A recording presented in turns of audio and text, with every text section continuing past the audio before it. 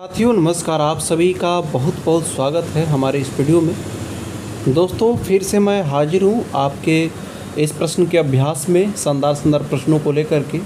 साथियों कुछ कारणों से इधर वीडियो इरेगुलर है, कुछ मेरे व्यक्तिगत कारण हैं जिसकी वजह से मैं आपके समक्ष रेगुलर नहीं आ पा रहा हूँ, लेकिन मैं आपसे बोल दिया हूँ और हमेशा आपको बता दिया हूँ कि आप निश्चिंत होकर के जो भी वीडियो आ रहा है देखते रहें। और ऑलरेडी पहले से जो प्लेलिस्ट बनाए गए उसमें बहुत सारे तमाम कई हज़ार प्रश्नों को ऑलरेडी करा दिया गया। अब आप वहाँ भी जा कर के अपना अभ्यास कर सकते हैं और साथ ही साथ किसी भी अच्छे पुस्तक को आप ज़रूर पढ़ते रहें। जैसे ही आपका एग्ज़ाम जैसे आपका एग्ज़ाम नज़दीक आएगा, आपके लिए कंटेंट मैं शानदार लेकर के रेगुलर हो जाऊंगा।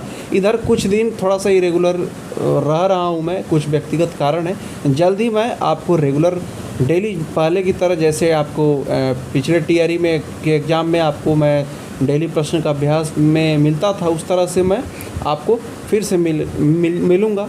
जो भी बीपीएससी टीआरई का आगामी एग्ज़ाम है उसमें आपको शानदार प्रश्न आपको देखने को मिलेंगे। तो चैनल पे नए हैं तो चैनल को सब्सक्राइब जरूर कर लीजिएगा। और साथ ही मैं आपको बता दूं टेलीग्राम चैनल भी आप ज़रूर फॉलो कर लीजिएगा। डिस्क्रिप्शन में लिंक है ताकि वहाँ पे आपको भविष्य में जो भी मटेरियल मिलना होगा वहाँ से आपको मिलेगा। तो चलिए साथियों, समय न गवाते हुए आज के प्रश्न को हम लोग देख लेंगे। मैं आपको बता दूं कि ये जितने भी प्रश्न आपको दिए जा रहे हैं आपके सिलेबस के अनुसार ही हमारे चैनल पे सारे वीडियो आपको मिलते हैं। तो आप विश्वास के साथ बिल्कुल देखिए, सारे प्रश्न आपके काम आने वाले हैं। इजी, मॉडरेट, हार्ड सब तरह के प्रश्न आपको मिलेंगे। कंसेप्ट यहीं से आपके बनेंगे।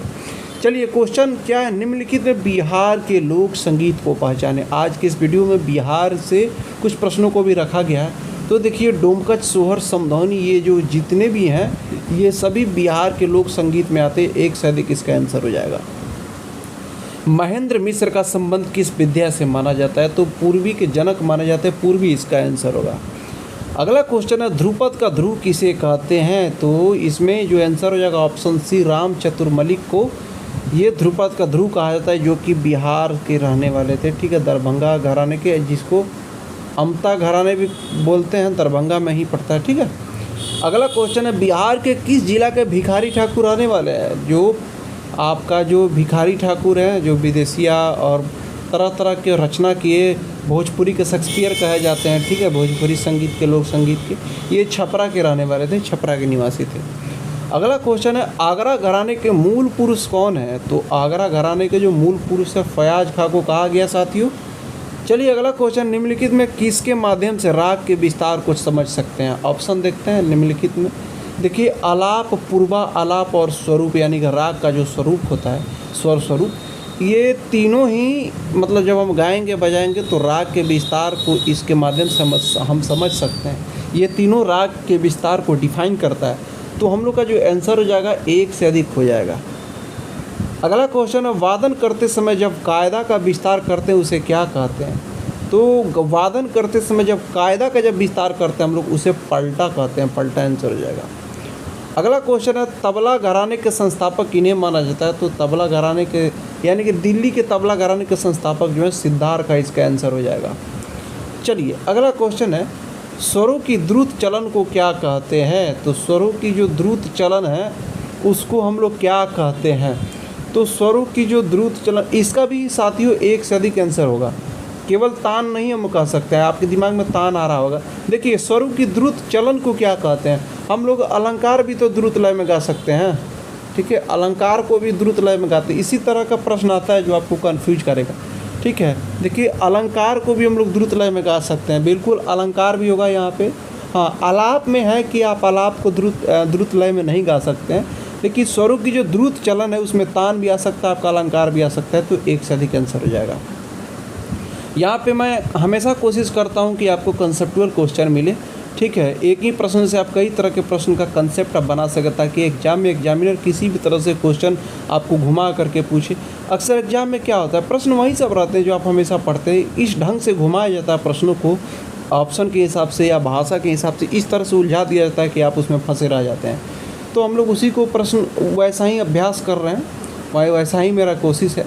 चलिए, राग पूर्वी में मध्यम के कौन सा रूप लगता है? तो राग पूर्वी में मध्यम के दोनों रूप लगते हैं, शुद्ध और तीव्र, एक से अधिक हो जाएगा।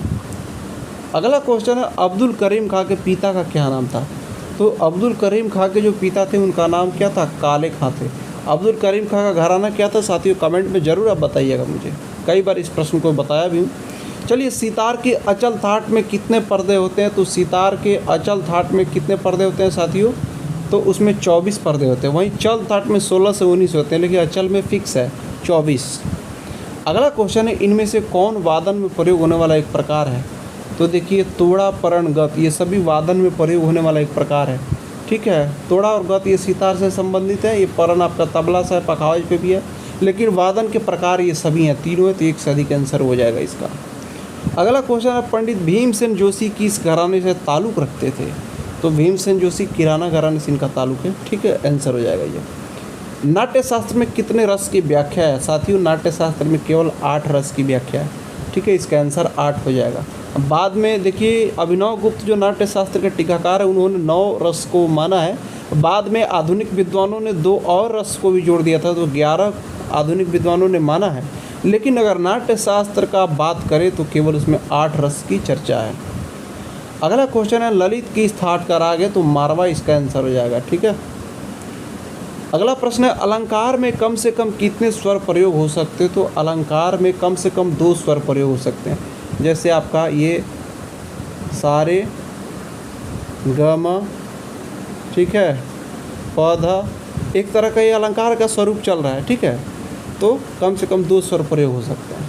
अगला क्वेश्चन है, निम्न में सरगम गीत किस श्रेणी में आता है? तो जो सरगम गीत है ना, वह ताल के साथ उसको गाते हैं, यानी कि निबद्ध होता है। इसका आंसर हो जाएगा निबद्ध, यानी कि ताल के सहित उसको हम लोग गाते हैं।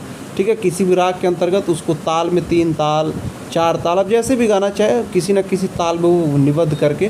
अक्सर हम लोग छोटे ख्याल जब गाते हैं, कोई राग सीखते हैं, तो 16 मात्रा का 3 ताल में ही अक्सर सरगम गीत हम लोग गाते हैं। लेकिन अब किसी भी ताल में गाए, लेकिन सरगम गीत का मतलब होगा निबद्ध श्रेणी में रहेगा, ताल के साथ होगा।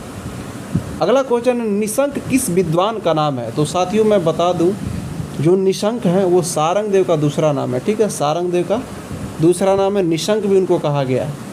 अगला क्वेश्चन है, वंदे मातरम किनकी रचना है? तो यहाँ पे देखिएगा, वंदे मातरम की रचना पूछ रहा है, ना कि स्वर प्रदान। देखिए, मैं आपको बता दूं, बंकिम चंद्र चटर्जी यानी कि चट्टोपाध्याय भी कुछ लोग बोलते हैं, उन्होंने इसकी रचना किया था, लेकिन उसका स्वर प्रदान किया था रविंद्रनाथ टैगोर ने। लेकिन यहाँ पे क्वेश्चन पूछ रहा है, वंदे मातरम किनकी रचना है? रचना पूछ रहा है, इसलिए इसका आंसर हो जाएगा इनमें से कोई नहीं।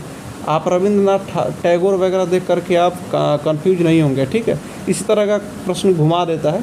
तो कैसा रहा ये वीडियो, आज का प्रश्न कैसा रहा, आप कमेंट करके ज़रूर बताइएगा। साथियों, मैं फिर से आपको बोल रहा हूँ, आप धैर्य बनाए रखें, साथ बनाए रखें। चैनल को, अगर आप नए हैं तो चैनल को ज़रूर सब्सक्राइब कर लीजिएगा।